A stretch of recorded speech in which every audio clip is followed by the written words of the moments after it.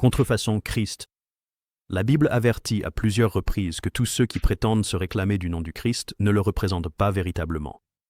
L'apôtre Paul a mis en garde les croyants de Corinthe contre ceux qui prêchent un autre Jésus, quelqu'un qui porte son nom mais pas sa vérité. Un faux Christ est tout message ou mouvement qui remplace le vrai Jésus par une version plus confortable, plus commercialisable ou plus égocentrique. Cette imitation ne le renie pas ouvertement, mais le remodèle subtilement en une image que les gens trouvent plus facile à suivre. Un faux Christ enlève souvent le scandale de la croix. Au lieu de la repentance et de l'abandon, il propose la motivation et l'affirmation de soi. Il promet le succès terrestre sans sacrifice et les bénédictions sans obéissance. Ce glissement séduit le désir humain et non l'appel à la sainteté.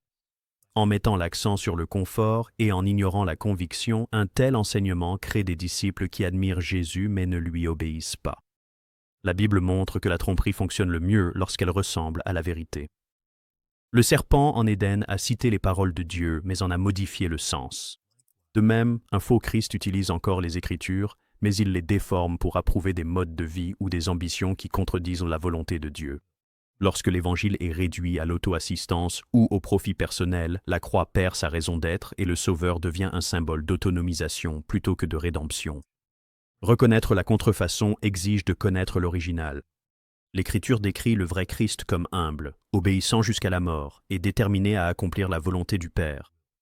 Tout message qui néglige ses attributs est faux, peu importe à quel point il semble inspirant. Le vrai Jésus n'a jamais appelé ses disciples au confort, mais à porter leur croix chaque jour. Ainsi, le discernement commence par la comparaison de chaque représentation moderne du Christ avec ce qui est écrit dans la parole de Dieu. Un Christ contrefait peut apparaître dans des sermons, des livres, de la musique ou sur les réseaux sociaux, à travers des enseignements qui privilégient les émotions plutôt que la vérité. Le test est simple, mais absolu. Cet enseignement glorifie-t-il le Christ ou le désir humain? Si cela attire l'attention sur soi plutôt que sur l'abandon, cela reflète un autre Jésus, que la Bible dénonce comme faux des faiseurs de foule. Dans les Écritures, Dieu mesure la fidélité, non la renommée. Pourtant, de nombreux faux prophètes utilisent les chiffres comme preuve d'une approbation divine. Ils assimilent les grands rassemblements, les abonnés en ligne ou les réactions émotionnelles à la présence de Dieu. La Bible propose une autre norme. Lorsque des foules entouraient Jésus, il prononçait souvent des vérités difficiles qui poussaient beaucoup à s'éloigner. La popularité n'a jamais garanti l'authenticité spirituelle. Le fruit d'un prophète se teste par l'obéissance à la vérité, non par la taille de son auditoire. Les faiseurs de foule prospèrent en offrant ce que les gens désirent déjà. Ils promettent des percées personnelles, le succès matériel ou une positivité sans fin. De tels messages suppriment le coût du discipolat, présentant le christianisme comme un chemin d'amélioration de soi plutôt que de renoncement à soi-même. Le livre de 2. Timothée avertit que, dans les derniers jours, les gens se choisiront des enseignants qui leur diront ce que leurs oreilles veulent entendre. Les faux prophètes comprennent cela instinctivement. L'affirmation remplit les sièges plus vite que la conviction. Les faiseurs de disciples, au contraire, enseignent ce qui est difficile mais nécessaire. Ils appellent à la repentance, à la persévérance et à l'abandon de soi. Leur objectif est la transformation, non la tendance. Le ministère de Jean-Baptiste illustre cette différence. Ses paroles étaient tranchantes, son message sans compromis. Et pourtant Jésus l'a appelé le plus grand parmi ceux qui sont nés de femmes. La vérité réduit les foules, mais purifie les cœurs. Lorsque le succès se définit par des indicateurs plutôt que par la maturité, la tromperie prospère facilement. Beaucoup de ministères modernes traitent l'Évangile comme un produit, où les sermons deviennent des slogans et les fidèles des consommateurs. Cette commercialisation brouille la frontière entre la prédication et la performance. L'attention se déplace de la nourriture des âmes vers le divertissement des spectateurs. Le résultat, c'est la malnutrition spirituelle. Des croyants qui connaissent les slogans, mais pas les Écritures. Jésus a averti dans Matthieu chapitre 7 que beaucoup diront « Seigneur, Seigneur, n'avons-nous pas prophétisé en ton nom ?» Mais il répondra « Je ne vous ai jamais connu ». Ces personnes accomplissaient des miracles et rassemblèrent des foules, mais n'avaient pas de relation avec lui. Leur ministère produisait des résultats, mais pas la justice. Cela montre que le succès extérieur peut coexister avec la tromperie intérieure. Le véritable ministère forme des disciples qui suivent le Christ. Quand les applaudissements s'estompent, ils façonnent le caractère plutôt qu'une foule. Le test d'un enseignant, alors, n'est pas combien de personnes se rassemblent pour écouter, mais combien grandissent pour obéir. Des voix autoproclamées. Dans toute l'Écriture, les vrais prophètes ne se sont jamais choisis eux-mêmes. Ils étaient appelés, souvent à contre-cœur, par l'ordre direct de Dieu. Moïse a résisté à son appel. Jérémie se sentait indigne. Amos a clairement déclaré qu'il n'était ni prophète ni fils de prophète jusqu'à ce que le Seigneur le prenne alors qu'il gardait les brebis. Dans chaque cas, l'autorité divine précédait le ministère public. Les faux prophètes, cependant, inversent cet ordre. Ils se nomment eux-mêmes d'abord, puis revendiquent l'aval divin par la suite. Leur autorité repose sur le charisme, l'émotion ou l'autopromotion, plutôt que sur la mission de Dieu. Le livre de Jérémie met en lumière ce schéma à plusieurs reprises. Beaucoup, à son époque, prétendaient parler au nom de Dieu tout en prêchant la paix à l'approche du jugement. Le chapitre 23 de Jérémie rapporte les paroles de Dieu. « Je n'ai pas envoyé ces prophètes, et pourtant ils couraient. Je ne leur ai pas parlé, et pourtant ils ont prophétisé. » Cette déclaration définit le cœur du faux ministère, l'activité sans autorisation. Cela semble productif, mais cela manque de l'appui divin. Les voix autoproclamées s'appuient souvent sur des expériences personnelles ou des rêves qui ne peuvent être vérifiés par l'Écriture.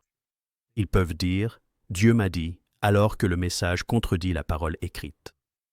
Leur assurance trompe les auditeurs qui confondent certitude et vérité.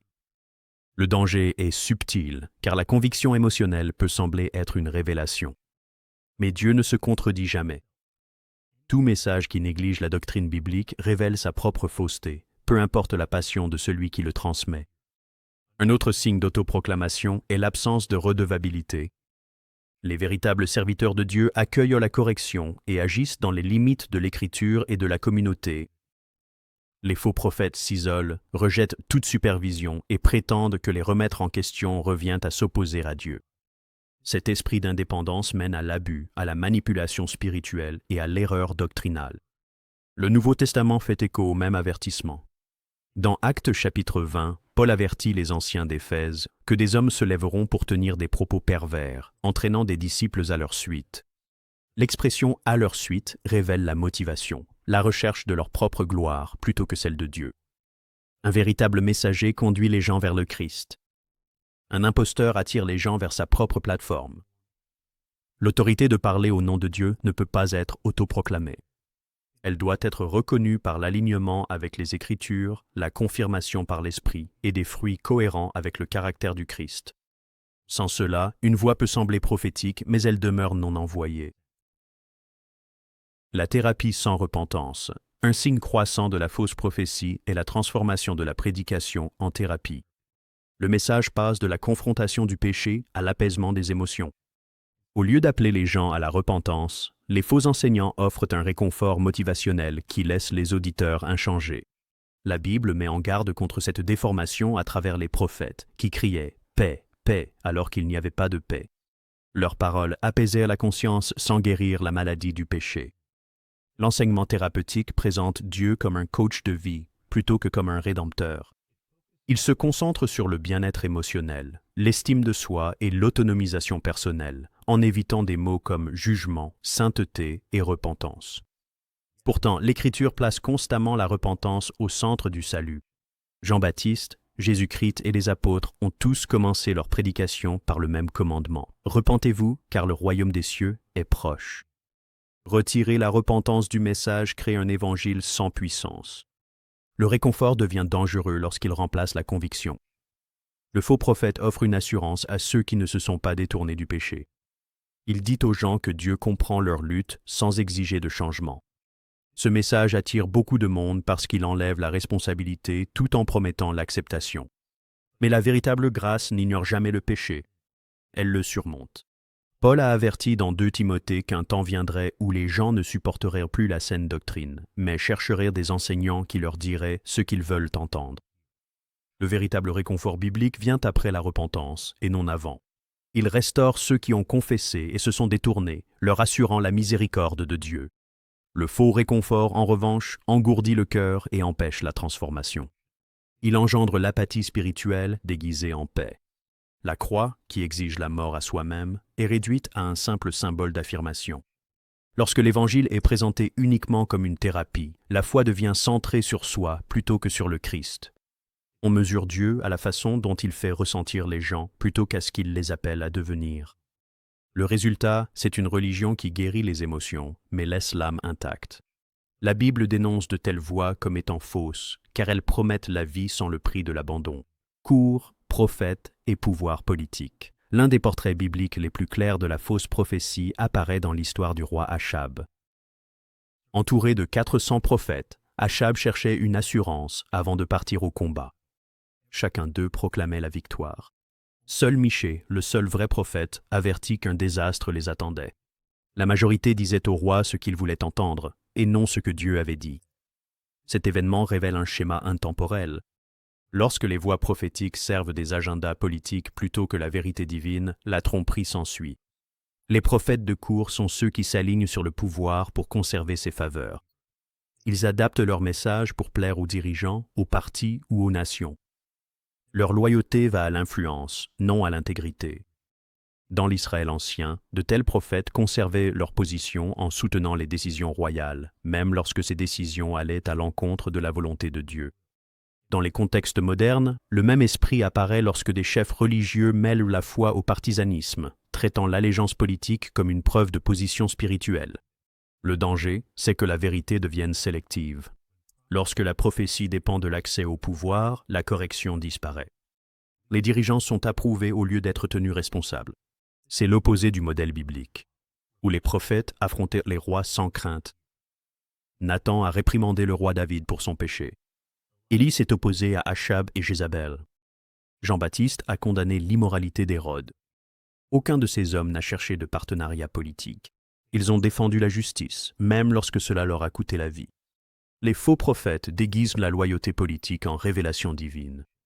Ils utilisent des phrases comme « Dieu est de notre côté » pour sanctifier des intérêts nationaux ou partisans. L'Écriture, cependant, montre que Dieu n'appartient à aucune faction humaine. Son royaume n'est pas de ce monde. Lorsque des voix religieuses promettent la victoire à des nations ou à des mouvements sans les appeler à la repentance, elles répètent l'erreur des prophètes d'Achab, substituant le patriotisme à la prophétie. Cette fusion de la foi et de la politique engendre la confusion parmi les croyants. Beaucoup en viennent à assimiler la défense d'une idéologie à la défense de l'Évangile. Le résultat, c'est la division, l'orgueil et l'aveuglement spirituel. Le vrai prophète se tient à l'écart du système, guidé par la vérité plutôt que par les sondages ou la popularité.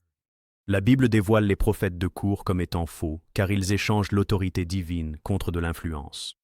Leur message change selon l'humeur de la foule ou l'agenda du pouvoir.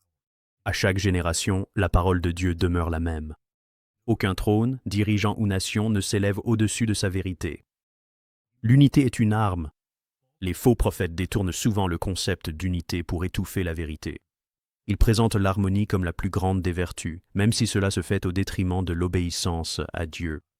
À l'époque de Jérémie, les prophètes et les prêtres assuraient au peuple que tout allait bien, alors même que la nation se rebellait contre le Seigneur. Ils proclamèrent la paix là où Dieu avait prononcé le jugement. Cette même tromperie perdure lorsque des dirigeants spirituels affirment que préserver l'accord est plus important que de confronter l'erreur. L'unité biblique est enracinée dans la vérité, non dans le compromis. Jésus a prié pour que ses disciples soient un, mais il a aussi dit « Sanctifie-les par ta vérité ». Ta parole est la vérité. Une unité qui ignore les Écritures est factice. Les faux prophètes exploitent le désir humain d'être accepté en qualifiant la correction de division. Ils prétendent que dénoncer le péché ou l'enseignement erroné perturbe le corps du Christ, alors qu'en réalité, une telle dénonciation le protège. Leur message semble pacifique, mais il réduit au silence le discernement. Cet abus de l'unité se manifeste dans des mouvements qui mélangent des croyances contradictoires sous le couvert de la tolérance. L'expression « nous adorons tous le même Dieu » devient un outil pour effacer le message distinct de l'Évangile. La croix, qui sépare la vérité de l'erreur, est édulcorée pour éviter de choquer. Dans de tels environnements, la doctrine devient négociable et la conviction est rejetée comme étant du jugement. Le résultat est une tromperie collective. Une Église unie de nom mais séparée de la vérité. Le livre d'Ézéchiel rapporte que de faux prophètes construisaient des murs enduits d'un plâtre fragile, les déclarant solides. L'unité fondée sur le compromis est ce genre de mur. Elle paraît stable jusqu'à ce que la tempête de l'épreuve survienne. La véritable unité perdure parce qu'elle est construite sur le fondement de la parole de Dieu. Elle permet de s'opposer au péché tout en gardant de l'amour pour le pécheur. Lorsque l'unité devient une arme, elle sert les intérêts de la tromperie. Elle protège les faux enseignants de tout examen et pousse les croyants à garder le silence. La Bible dévoile cette tactique en nous rappelant que la paix sans la pureté n'est qu'une illusion. La véritable unité ne naît pas de l'ignorance des différences, mais du fait de se soumettre ensemble à l'autorité des Écritures. Dieu m'a dit, la Bible dit. Un schéma récurrent chez les faux prophètes est la revendication d'une révélation privée qui l'emporte sur l'Écriture. Ils introduisent fréquemment leur message par des phrases telles que « Dieu m'a dit » ou « Le Seigneur m'a montré », présentant des expériences subjectives comme des vérités absolues. Cette approche contourne la responsabilité biblique, plaçant l'émotion ou l'imagination personnelle au-dessus de la parole écrite de Dieu. Le livre du Deutéronome avertit que si le message d'un prophète contredit la loi de Dieu, il doit être rejeté, quels que soient les signes ou prodiges qui semblent le confirmer. Au fil de l'histoire, beaucoup ont utilisé un langage divin pour légitimer des idées humaines. À l'époque de Jérémie, des prophètes prétendaient avoir des rêves que Dieu n'avait jamais envoyés. Ils prononçaient des visions issues de leur propre esprit et non des révélations venues du ciel. La même tromperie persiste aujourd'hui lorsque des dirigeants substituent l'inspiration à la révélation, assimilant des impressions intérieures à l'écriture elle-même. Le danger ne réside pas dans le fait d'entendre Dieu, car il guide toujours son peuple, mais dans le fait d'élever les impressions personnelles au-dessus de l'autorité de la Bible. Lorsque « Dieu m'a dit » devient le centre de l'enseignement, le discernement est réduit au silence. Les fidèles apprennent à faire confiance à la voix du prophète plutôt qu'à la mettre à l'épreuve. Cela crée une dépendance et une manipulation spirituelle. Dans le Nouveau Testament, les Béréens furent de félicité parce qu'ils examinaient chaque jour les Écritures pour voir si les paroles de Paul étaient vraies. Leur exemple établit une règle permanente. Chaque message doit être évalué à la lumière de la parole écrite. Les faux prophètes brouillent souvent cette norme en ajoutant de l'urgence ou de l'émotion à leurs affirmations. Ils avertissent que douter d'eux revient à résister au Saint-Esprit. Mais la véritable révélation ne craint jamais l'examen. Dieu invite à l'épreuve, car la vérité y résiste. L'apôtre Jean a ordonné aux croyants de tester les esprits pour voir s'ils sont de Dieu, car beaucoup de faux prophètes sont venus dans le monde. La mesure finale reste toujours l'Écriture. Toute révélation qui contredit ou ajoute au message de la Bible révèle sa propre fausseté. La parole de Dieu est complète, suffisante et définitive. Il ne se contredit pas par de nouvelles visions qui remplaceraient l'Évangile. L'affirmation « Dieu m'a dit » n'est valable que lorsqu'elle s'accorde avec ce que Dieu a déjà dit, le demi-évangile. Les faux prophètes nient rarement la vérité de façon flagrante. Au lieu de cela, ils en omettent certaines parties. La tromperie la plus efficace se cache derrière une exactitude partielle. Un demi-évangile dit assez de vérité pour sembler biblique, mais omet les éléments qui exigent la repentance, la sainteté et la persévérance. Dans le livre des Actes, Paul déclara qu'il était innocent du sang de tous les hommes, parce qu'il n'avait pas hésité à annoncer tout le dessein de Dieu. Cette déclaration révèle que retenir une partie du message de Dieu met en danger à la fois le messager et l'auditeur. Le demi-évangile met l'accent sur l'amour de Dieu, mais néglige sa justice. Il parle du ciel, mais évite d'avertir au sujet de l'enfer. Il promet des bénédictions, mais minimise l'obéissance. Une telle prédication sélective séduit le confort humain tout en réduisant au silence la conviction. En se concentrant sur les avantages plutôt que sur la transformation, elle crée des croyants qui attendent une récompense sans responsabilité. L'Écriture avertit que ce type d'enseignement produit des racines superficielles. Des personnes qui reçoivent la parole avec joie mais qui abandonnent lorsque l'épreuve survient. Les faux prophètes façonnent leur message pour conserver l'approbation. Ils retirent les vérités inconfortables afin de garder leur influence. Le résultat est une génération d'auditeurs qui connaissent le langage de la foi mais pas ses exigences. Dans l'Israël ancien, les prophètes de prospérité proclamaient qu'aucun mal n'arriverait à Jérusalem. Pourtant, le jugement était proche. Leur prédication optimiste maintenait le peuple dans l'illusion jusqu'à ce que la destruction survienne. Un demi-évangile déforme aussi le caractère de Dieu. Lorsque la grâce est prêchée sans repentance, la miséricorde devient dénuée de sens. Quand la foi est enseignée sans obéissance, la croyance devient vide. La plénitude de l'Évangile inclut à la fois la promesse et l'avertissement, le réconfort et la correction, la vie et la mort. La croix unit ces opposés. L'amour de Dieu manifesté à travers le jugement du péché. Supprimer l'un ou l'autre détruit entièrement le message. Enseigner l'intégralité du conseil de Dieu signifie proclamer chaque partie de sa parole, même celle qui offense la culture moderne. Il faut du courage pour prêcher ce que les gens ne veulent pas entendre, en ayant confiance que la vérité produira une transformation authentique. La Bible dévoile ceux qui réduisent le message pour conserver leur popularité comme de faux prophètes, car ils prononcent des demi-vérités au nom du Seigneur. La conformité culturelle, marque distinctive de la fausse prophétie, est le désir d'adapter le message de Dieu à la culture, plutôt que d'appeler la culture à la repentance. Tout au long des Écritures, les prophètes de Dieu se sont distingués de leur environnement. Ils prononçaient des paroles qui remettaient en question la direction morale de la société et non des paroles qui s'y fondaient. Les faux prophètes, en revanche, adaptent le message pour obtenir l'acceptation. Ils édulcorent les normes morales, modifient les définitions bibliques et réinterprètent la vérité afin que personne ne se sente repris. Leur objectif est la pertinence, mais leur résultat, c'est la rébellion. La conformité culturelle commence lorsque la vérité devient négociable. Lorsque l'Église cherche l'approbation du monde, elle commence à remodeler son message pour l'adapter aux valeurs mondaines. Cela se produit lorsque le péché est renommé en lutte personnelle, lorsque la sainteté est réduite à la positivité, et lorsque l'obéissance est requalifiée d'intolérance. Dans la quête de l'acceptation, l'Église commence à refléter le monde même qu'elle était censée transformer. Le livre des Romains avertit que cette conformité à ce siècle conduit à l'aveuglement spirituel, et que seule une pensée renouvelée peut discerner la volonté de Dieu. Les faux prophètes justifient le compromis en affirmant que le message doit évoluer avec le temps. Ils suggèrent que les commandements anciens sont dépassés ou symboliques. Pourtant, l'Écriture affirme que la parole de Dieu demeure pour toujours. La vérité morale n'expire pas parce que la culture change. Lorsque la société célèbre ce que Dieu appelle péché, le silence devient complicité. Le véritable messager reste fidèle, même lorsque la vérité est impopulaire. Des exemples modernes incluent la redéfinition du mariage, l'approbation de la cupidité sous le nom de bénédiction et la négligence de la justice sous le nom de neutralité. Chaque déformation reflète l'influence de la culture sur la foi. Le prophète Ésaïe a mis en garde contre ceux qui appellent le mal bien et le bien mal. Lorsque les dirigeants spirituels participent à cette inversion, ils échangent la crainte de Dieu contre la louange des hommes. La pertinence peut être utile lorsqu'elle clarifie la vérité. Elle devient mortelle lorsqu'elle la remplace. La différence réside dans la motivation.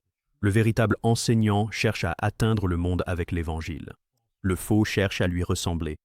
La révérence exige de se tenir à part, d'honorer l'autorité de Dieu au-dessus de l'opinion humaine. La conformité culturelle, en revanche, s'incline devant la foule. La Bible dénonce une telle adaptation comme une fausse prophétie, car elle dissimule la sainteté sous le masque du progrès. La plateforme plutôt que la présence. Les faux prophètes transforment souvent le ministère en spectacle. Leur succès dépend de la visibilité plutôt que de la profondeur spirituelle. Dans une culture guidée par la recherche de reconnaissance, la célébrité est confondue avec l'onction. Lorsque les disciples assimilent le charisme à l'appel, la scène remplace l'autel. Cette forme de religion privilégie l'image à l'intégrité, traitant l'Évangile comme une marque et le prédicateur comme son produit. La Bible met constamment en garde contre l'exaltation des personnalités. Paul a réprimandé les Corinthiens pour s'être divisés sous le nom de leurs enseignants favoris, certains prétendant suivre Paul, d'autres Apollos. Il leur a rappelé que ni celui qui plante ni celui qui arrose n'est quelque chose, mais que seul Dieu donne la croissance. Les faux prophètes ignorent ce principe. Ils bâtissent des empires personnels qui dépendent de l'admiration, pas de la transformation. Leur ministère tourne autour de leur propre présence plutôt que de celle de Dieu. La religion axée sur la plateforme prospère grâce à une promotion constante. Les sermons sont conçus pour faire le buzz, non pour convaincre. La dévotion devient une performance lorsque l'adoration est façonnée pour les applaudissements. Le danger réside dans une idolâtrie subtile lorsque le messager devient le message. Les Écritures rapportent qu'Hérode a accepté les louanges de la foule comme s'il était un dieu, et Dieu l'a frappé. Le même esprit se manifeste lorsque des dirigeants reçoivent la gloire qui n'appartient qu'au Christ. Les véritables serviteurs de Dieu s'effacent pour qu'ils grandissent. Ils comprennent que la visibilité sans humilité mène à la corruption. La mesure d'un ministère n'est pas le nombre de personnes qui suivent un leader, mais la fidélité avec laquelle ce leader suit le Christ. La présence de Dieu ne peut être remplacée par la popularité, et la crainte du Seigneur ne peut coexister avec l'exaltation de soi. La Bible dévoile la religion de la célébrité comme une forme d'idolâtrie spirituelle. Elle détourne les croyants de la recherche de la présence de Dieu en attirant l'attention sur les réalisations humaines. Chaque fois que l'admiration pour une personne éclipse la dévotion envers le Christ, la fausse prophétie a pris racine, non seulement par une fausse doctrine, mais par un culte mal placé. Les prophètes d'autrefois ont averti que la tromperie deviendrait plus forte à mesure que la vérité se répandrait davantage. Mais si bon nombre de ces avertissements s'étaient déjà réalisés, et si l'histoire elle-même avait discrètement confirmé chaque parole de l'Écriture sous nos yeux, regardez la prochaine vidéo. Chaque prophétie biblique accomplie, expliquée en détail, et découvrez comment des prédictions anciennes n'ont pas seulement été écrites, mais accomplies avec une précision que seul Dieu pouvait concevoir.